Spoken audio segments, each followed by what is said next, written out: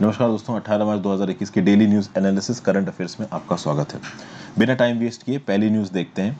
Cabinet gives nod to bill for setting up of DFI. देखिए, DFI पहली बार हम लोग डिस्कस नहीं कर रहे हैं। डेवलपमेंटल फाइनेंस इंस्टीट्यूशन, एक ऐसा इंस्टीट्यूट जो कि पैसा इकट्ठा करेगा ताकि देश में इंफ्रास्ट्रक्चर प्रोजेक्ट्स को लॉन्ग टर्म में फंड्स प्रोवाइड किए जा सके। तो अभी रिसेंटली यूनियन कैबिनेट ने एक बिल को क्लियर किया है जिसमें एक government owned development financial institution बनाया जाएगा। शुरुआत में इसको पूरी तरीके से सरकार ओन करेगी, धीरे धीरे सरकार अपने शेयर को कम करती जाएगी, लेकिन जो मिनिमम शेयर होगा सरकार का वो कम से कम 26% तो होगा ही होगा। शुरुआत में पूरी तरीके से इसमें सरकार की ओनरशिप होगी।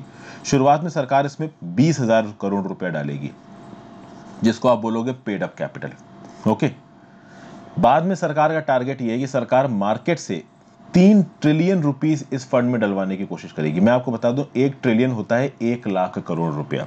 तो सरकार का टारगेट है कि आने वाले समय में 3 लाख करोड़ रुपया इस डेवलपमेंट फाइनेंशियल इंस्टीट्यूशन में डलवाया जाए, ताकि लॉन्ग टर्म में देश में जो भी इंफ्रास्ट्रक्चर प्रोजेक्ट्स चल रहे हैं उनको फंडिंग प्रोवाइड कर सके ये डेवलपमेंट फाइनेंशियल इंस्टीट्यूशंस। मैं आपको ये बात बता दूं कि ओवरऑल जो नेशनल इंफ्रास्ट्रक्चर पाइपलाइन बना रखी सरकार ने 2019-20 से लेकर 2024-25 तक की, उसमें 111 ट्रिलियन रुपीस चाहिए, और ये सिर्फ 3 ट्रिलियन रुपीस पैदा कर रहा है डेवलपमेंट फाइनेंशियल इंस्टीट्यूशन। तो ये जो 111 ट्रिलियन रुपीस का टारगेट है 7,000 प्रोजेक्ट्स में नेशनल इंफ्रास्ट्रक्चर पाइपलाइन के अंदर, उसके 3% से भी कम कवर कर रहा है ये डीएफआई। तो मोस्ट प्रॉब्ली इस प्रकार के और भी बहुत से डीएफआईज बनवाए जाएंगे। इस पर्टिकुलर डीएफआई को, जिसको बनाने के लिए सरकार ने अभी अप्रूवल दिया है, जिसमें सरकार 5,000 रुपए का ग्रांट भी देगी। एक्चुअली में होगा ये कि भी लाखों करोड़ रुपए की आप बात कर रहे हो, तोड़ के तो आ नहीं जाएगा ये पैसा। तो ये जो डेवलपमेंट फाइनेंशियल इंस्टीट्यूशन है, ये बहुत सारे मल्टीलैटरल इंस्टीट्यूशन से, बाईलैटरल इंस्टीट्यूशन से लोन लेगा। जो सोवरेन फंड्स होते हैं, पेंशन फंड्स होते हैं, यूएस, यूके, यूएई में काम करने वाले, वो इस इंफ्रास्ट्रक्चर डेवलपमेंट फाइनेंशियल इंस्टीट्यूशन में पैसा डालेंगे। अब क्या वो कोई धर्म बांट तो कर नहीं रहे, ठीक है ना, कोई लंगर तो चल नहीं रहा है। तो अगर वो इस डेवलपमेंट फाइनेंशियल इंस्टीट्यूशन में पैसा डाल रहे हैं तो उनको पैसा रिटर्न भी चाहिए। तो जो भी इंफ्रास्ट्रक्चर प्रोजेक्ट्स एग्जीक्यूट किए जाएंगे इस डेवलपमेंट फाइनेंशियल इंस्टीट्यूशन के पैसे से, उनसे जो भी कमाई होगी उस कमाई में से एक पर्टिकुलर हिस्सा निकाल के इन इन्वेस्टमेंट जो एंटिटीज हैं, पेंशन फंड्स हैं, सोवरेन वेल्थ फंड्स हैं, मल्टीलैटरल इंस्टीट्यूट से पैसा उधार लिया, इनका पैसा वापस भी किया जाएगा। तो इन सब चीजों को पॉसिबल कैसे किया जाएगा? क्योंकि सरकार गारंटी देगी, सरकार हेज करेगी इस फंड को। सरकार इस फंड में हमेशा एक पैसा रखेगी साइड में, जिससे अगर कोई कॉस्ट आप कह लो, मान लो बैंकरप्ट हो जाती है, तो सरकार उसकी भरपाई कर दे।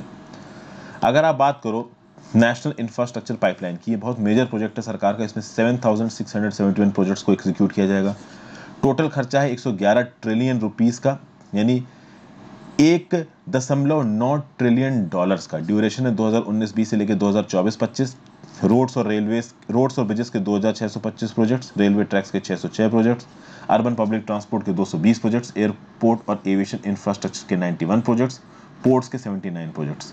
ये तो बात कर ली हमने नेशनल इंफ्रास्ट्रक्चर पाइपलाइन की।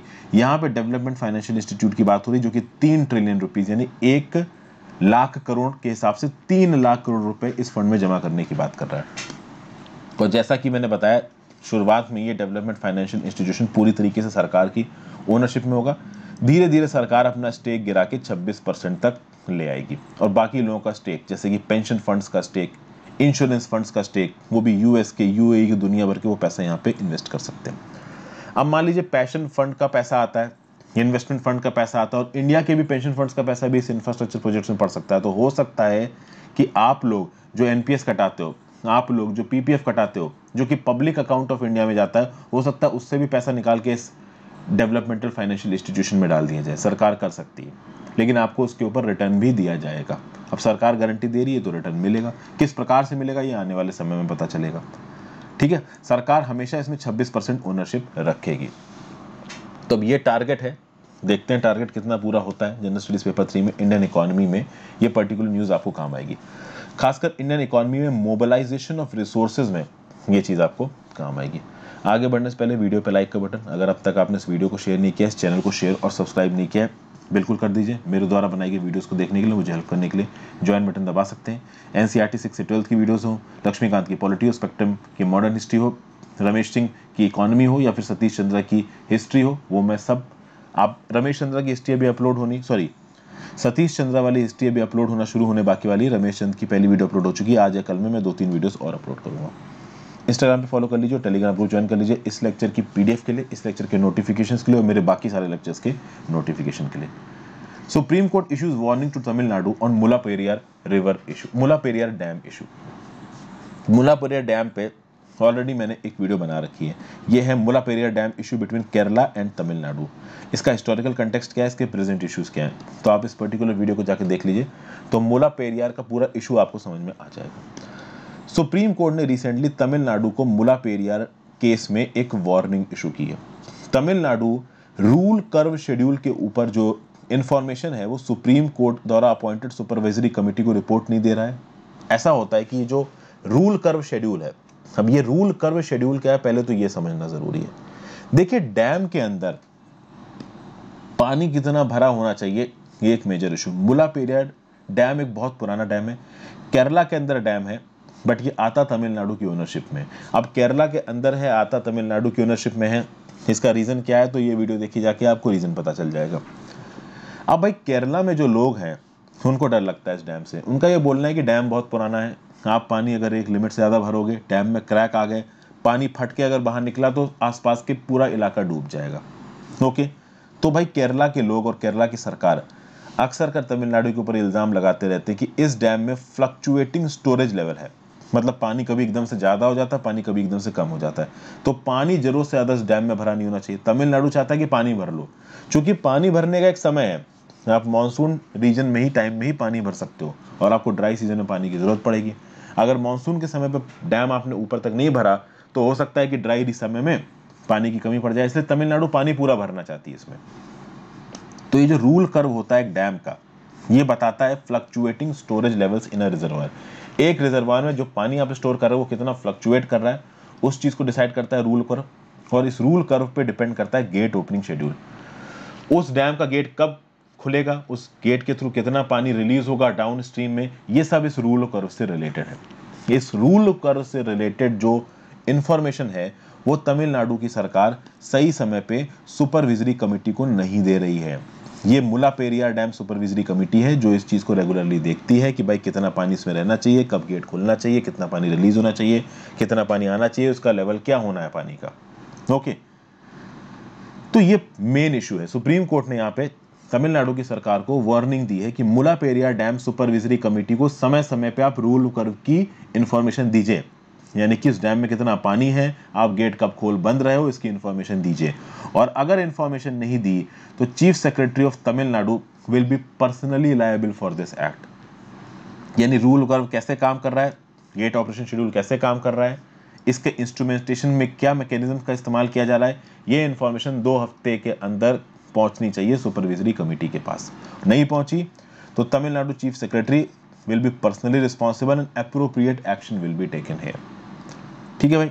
फिर सुपरवाइजरी कमेटी का क्या काम है, सुपरवाइजरी कमेटी इस इंफॉर्मेशन के बेसिस पे क्या करेगी, इस इंफॉर्मेशन के बेसिस पे सुपरवाइजरी कमेटी डायरेक्शंस इशू करेगी और कुछ स्टेप्स लेगी to address 3 safe core safety issues.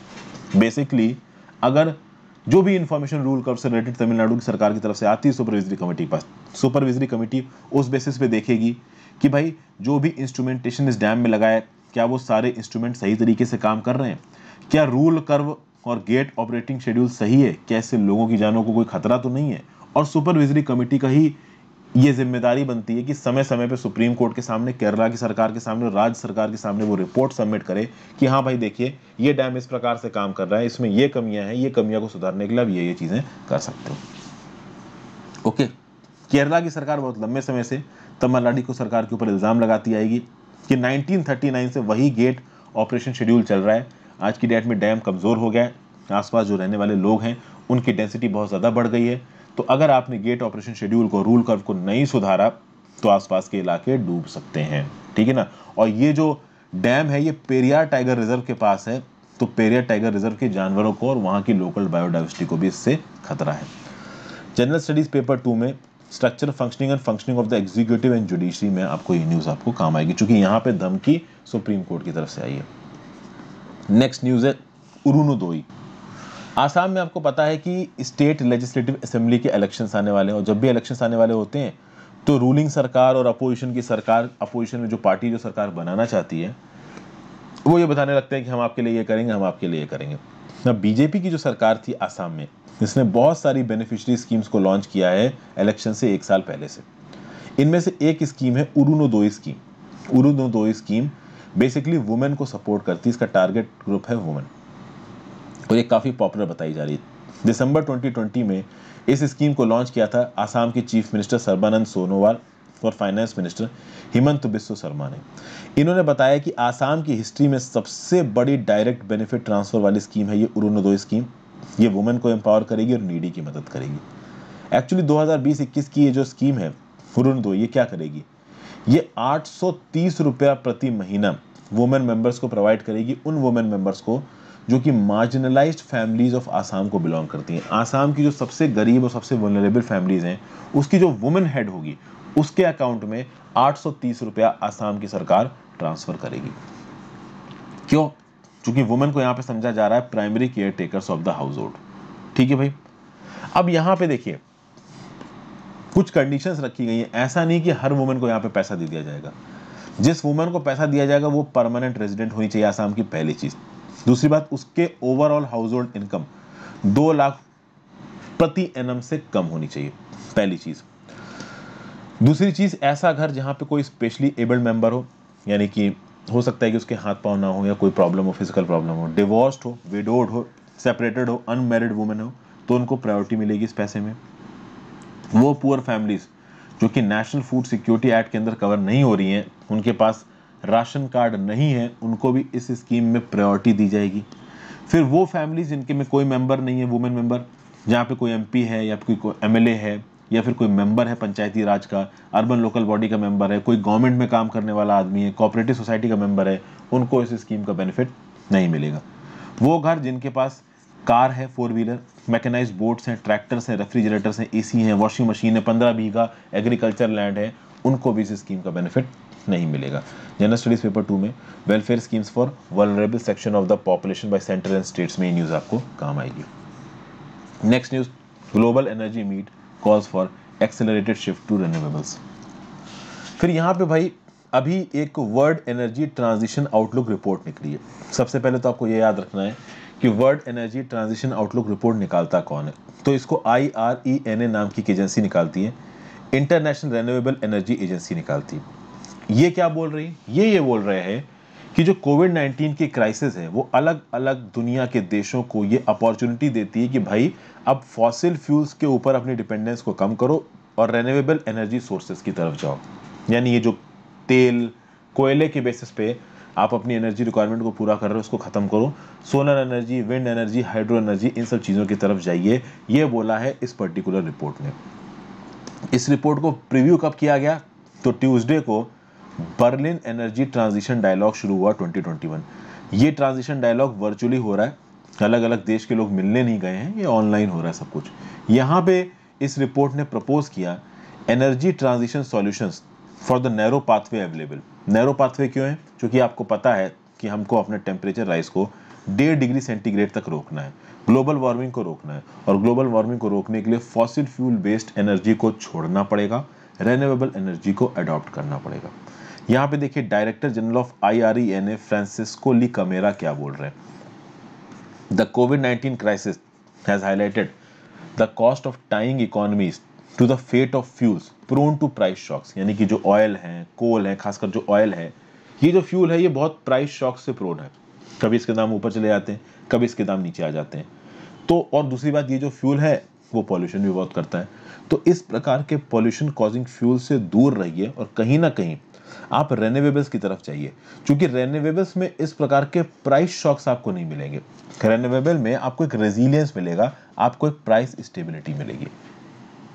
इसीलिए यहाँ पे डायरेक्टर जनरल इरना के क्या बोल रहे हैं फ्रांसिस्को ली कमेरा, कि आप जो भी पैकेजेस दे रहे हैं अपनी इकोनॉमी की रिकवरी के लिए, उसमें आप रिन्यूएबल एनर्जी पे फोकस ज़्यादा करिए और इस प्रकार के फॉसिल फ्यूल्स पे कम करिए। हालांकि ऐसा हो नहीं रहा है, ज़्यादातर लोग फॉसिल फ्यूल्स पे ही जा रहे हैं।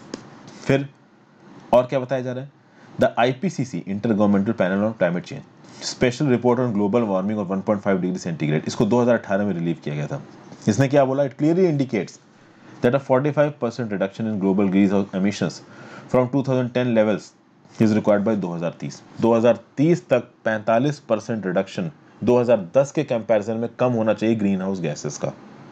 लेकिन अब तक हमने ये देखा है कि 2020 तक ग्रीन हाउस गैसेस के एमिशंस बढ़ ही रहे हैं। सिर्फ 2020 एक ऐसा ईयर था जहां पे कोरोना के चलते ग्रीन हाउस गैसेस एमिशंस कम हुए, नहीं तो 2010 से लेकर 2019 तक भी बढ़े हैं। जो अभी ट्रेंड हो रहा है रिकवरी का, ऐसा लग रहा है कि 2021 से लेकर 2030 तक भी एमिशंस बढ़ेंगे। जबकि टारगेट ये है कि 2010 में जो एमिशंस थे उसके रिस्पेक्ट में 2030 तक एमिशंस 45% कम होने चाहिए। ये टारगेट किसने बताया था? IPCC special report on global warming ने। अगर ये टारगेट कम पूरा नहीं हुआ तो ऐसा इरिवर्सिबल वार्मिंग होगी जिसको हम कंटेन नहीं कर पाएंगे, जिसके प्रोफाउंड इकोनॉमिक कॉन्सिक्वेंसेज हैं और ह्यूमैनिटेरियन कॉन्सिक्वेंसेज हैं। इरना के बारे में बात कर लेते हैं। तो ये इंटरनेशनल रिन्यूएबल एनर्जी एजेंसी एक इंटर गवर्नमेंटल ऑर्गेनाइजेशन है जिसका काम है to facilitate cooperation, advance knowledge and promote the adoption and sustainable use of renewable energy. ये पहला इंटरनेशनल ऑर्गेनाइजेशन है जो फोकस करता है ऑन रिन्यूएबल एनर्जी। ठीक है, renewable energy needs of industrialised Nations also और डेवलपिंग नेशंस आल्सो। 2009 में ये बना था और उसका इंस्टीट्यूट फोर्स में आया 8 जुलाई 2010 को। हेडक्वार्टर्स है इसके मजदार सिटी अबू धाबी में। इसके डायरेक्टर जनरल है फ्रांसिस्को ला कमेरा जो कि इटली के हैं, बैठते हैं ये अबू धाबी में। IRENA is official United Nations observer. तो यहाँ पे भाई इंटरनेशनल ऑर्गेनाइजेशन में भी चीज़ आपको काम आएगी। जनरल स्टडीज पेपर 3 में एनवायरमेंटल पॉल्यूशन और डिग्रेडेशन में भी ये चीज़ आपको काम आएगी। नेक्स्ट बात करते हैं, India's blue revolution needs more marine protected areas. क्या बोला जा रहा है? देखिए, इंडिया की अगर आप लॉन्ग कोस्ट लाइन की बात करो तो इंडिया में फिशरीज के पोटेंशियल को अगर बढ़ाना है तो आपको मरीन प्रोटेक्टेड एरियाज को बढ़ाना पड़ेगा और आपको इंडिया के एक्सक्लूसिव इकोनॉमिक जोन को भी प्रोटेक्ट करना पड़ेगा। अगर आप मरीन प्रोटेक्टेड एरियाज इंडिया के ओशंस में बढ़ाते हो, एक्सक्लूसिव इकोनॉमिक जोन को एक्सपेंड करते हो, तो हमारी ओशंस की जो कैपेसिटी है कार्बन को कैप्चर करने की और बायोडाइवर्सिटी को बूस्ट करने की वो बढ़ेगी। ये एक स्टडी ने बोला है जो वेडनेसडे को नेचर जर्नल में छपी है।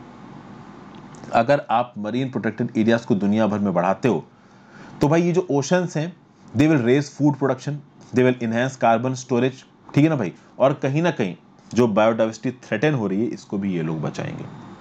दुनिया भर में 7% ऑफ वर्ल्ड ओशंस उनको अभी मरीन प्रोटेक्टेड एरिया की कैटेगरी में रखा गया है और अगर आप हाई लेवल ऑफ प्रोटेक्शन की बात करो तो दुनिया भर के केवल 2.7% ओशंस को हाई लेवल ऑफ प्रोटेक्शन दिया गया है। ये रिपोर्ट इसलिए भी इंपॉर्टेंट है क्योंकि 15th conference of party to the United Nations on biological diversity जो कि कुनमिंग चाइना में होनी है लेटर 2021 में, वहां पे 30/30 टारगेट की बात होगी। अब आप बोलोगे 30/30 टारगेट क्या है? 30/30 टारगेट ये है कि 2030 साल तक दुनिया भर का 30% लैंड और दुनिया भर का 30% ओशन को हमें प्रोटेक्ट करना है, कंजर्व करना है। ये 30/30 टारगेट बोलता है। इस टारगेट के ऊपर United Nations convention on biological diversity जो कि कुनमिंग चाइना में होगी, यहाँ पे बात भी होगी। हालांकि हो कुछ नहीं रहा है। हो कुछ क्यों नहीं रहा है? क्योंकि अगर बात करो तो इंडिया अपने एक्सक्लूसिव इकोनॉमिक जोन का 0.2% सेव करता है, यूरोपियन यूनियन अपने एक्सक्लूसिव इकोनॉमिक जोन का 0.2% प्रोटेक्ट करता है, यूएसए 22.1% प्रोटेक्ट करता है, चिले 28.3% प्रोटेक्ट करता है, ऑस्ट्रेलिया 8.9% प्रोटेक्ट करता है, लेकिन ग्रेट ब्रिटेन, जापान, चाइना और जर्मनी ये 0% प्रोटेक्ट करते हैं अपने एक्सक्लूसिव इकोनॉमिक जोन का। वो सीज जिनको सबसे ज्यादा प्रोटेक्ट करने की जरूरत है वो है Antarctica, mid Atlantic ridge, Mascarene plateau, Nazca ridge और साउथ वेस्ट इंडियन रिज। अगर आप मैरीन प्रोटेक्टेड एरियाज को बचाते हो तो कार्बन कैप्चर भी बढ़ेगा जिससे ग्रीन हाउस गैस का जो इफेक्ट है वो हमारे एटमॉस्फेयर में कम हो जाएगा। ठीक है, अगर मैरीन प्रोटेक्टेड एरियाज आप डेवलप करते हो तो जो फिशरीज के दौरान ट्रॉलिंग होती है इस ट्रॉलिंग को रोका जा सकता है और दूसरे सस्टेनेबल तरीके, क्योंकि जब आप मैरीन प्रोटेक्टेड एरियाज को प्रोटेक्ट करोगे तो बायोडाइवर्सिटी बढ़ेगी, बायोडाइवर्सिटी बढ़ेगी तो प्लैंकटन का लेवल बढ़ेगा, प्लैंकटन का लेवल बढ़ेगा तो फिश कैच वैसे ही आपके लिए आसान हो जाएगा, आपको ट्रॉलिंग करने की जरूरत नहीं पड़ेगी। और ट्रॉलिंग से ओशन की बायोडाइवर्सिटी को नुकसान पहुंचता है, ये बात हमको पता है।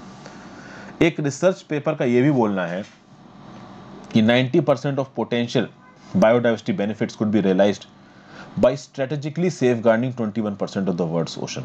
अगर हम 21% वर्ल्ड के ओशन को सेफगार्ड करें तो 90% बायोडाइवर्सिटी बेनिफिट्स हमको मिल सकते हैं। ये जो 21% वर्ल्ड ओशंस हैं जिसमें 6% आपको हाई सीज को सेफगार्ड करना है और 43% एक्सक्लूसिव इकोनॉमिक जोन को सेफगार्ड करना है। अब तक आप अगर ये नहीं समझ पाए एक्सक्लूसिव इकोनॉमिक जोन क्या होता है तो United Nations convention on the law of seas उसने जो समुंदर है उसको 3-4 भागों में बांट रखा है। एक है आपका टेरिटोरियल सी, एक है आपका कंटीजियस जोन, एक है आपका exclusive economic zone. Base line से 200 नॉटिकल माइल्स तक होता है एक्सक्लूसिव इकोनॉमिक जोन।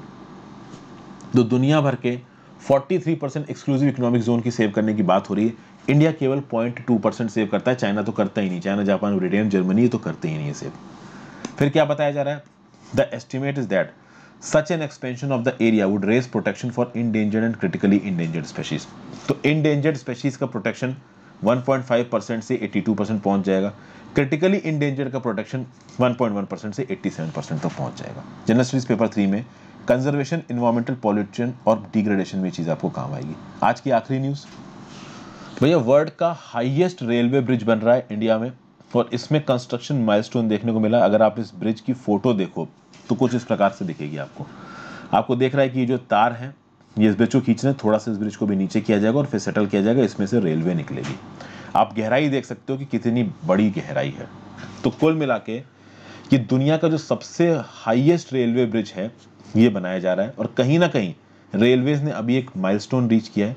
दो main arches of the world's highest bridge, ये वर्ल्ड्स हाईएस्ट ब्रिज चेनाब नदी पे जो नीचे नदी बहती दिख रही है ये आपको चेनाब नदी है, जम्मू एंड कश्मीर के रियासी डिस्ट्रिक्ट में है। डायरेक्ट कश्मीर वैली की कनेक्टिविटी बढ़ जाएगी। तो अब तक अगर आपको कश्मीर जाना है, श्रीनगर जाना है तो आप फ्लाइट से ही जा सकते थे या बाई रोड जा सकते थे। अब ऐसा कहा जा रहा है कि आने वाले समय में ट्रेन भी जल्दी वहां पे पहुंच जाएगी। ये जो आइकॉनिक ब्रिज है ये 359 मीटर से रिवर के लेवल से ऊपर। अगर आप आईफिल टावर इन पेरिस की हाइट देखो तो आईफिल टावर से भी 30 मीटर ऊंचा है ये ब्रिज, ठीक है। और इसका जो सबसे टफ सेक्शन है 111 kilometre long section of Udhampur Srinagar Baramulla rail link, ये दिसंबर 2022 तक कंप्लीट हो गया था। ये जो 272 किलोमीटर की रेलवे लाइन है 28,000 करोड़ की कॉस्ट पे नॉर्दर्न रेलवे ने बनवाई है। अभी के लिए 111 kilometre Katra Banihal section execute हो रहा है। 126 किलोमीटर के टनल्स, वैसे तो टोटल टनल 124 किलोमीटर 74 किलोमीटर के हैं, 126 किलोमीटर के टनल्स ऑलरेडी बन चुके हैं। ओके, फिर Katra Qazigund leg, the most difficult stretch of this project and its alignment of this stretch which is 129 kilometer long passes through Patni and Pir Panjal ranges। तो आप कह सकते हो कि दुनिया का सबसे ऊपर ऊंचा रेलवे ब्रिज हमारे जम्मू एंड कश्मीर की चेनाब नदी के ऊपर से बह रहा है। सीधे सीधे कश्मीर वैली की जो कनेक्टिविटी है इंडियन मेनलैंड की वो बढ़ जाएगी। जनरल स्टडीज पेपर 3 में infrastructure in the case of railways में ये पर्टिकुलर न्यूज आपको काम आएगी। So thank you for watching this video friends. आज की ये इंपॉर्टेंट न्यूज थी। आई होप आपको पसंद आई हो। ज़्यादा से ज़्यादा लोगों को इस वीडियोस को बताइए। अपने दोस्तों को आप वर्ड ऑफ द माउथ से बता सकते हैं, अपने सोशल मीडिया प्रोफाइल पे भी शेयर कर सकते हैं। Thank you for watching, have a great day.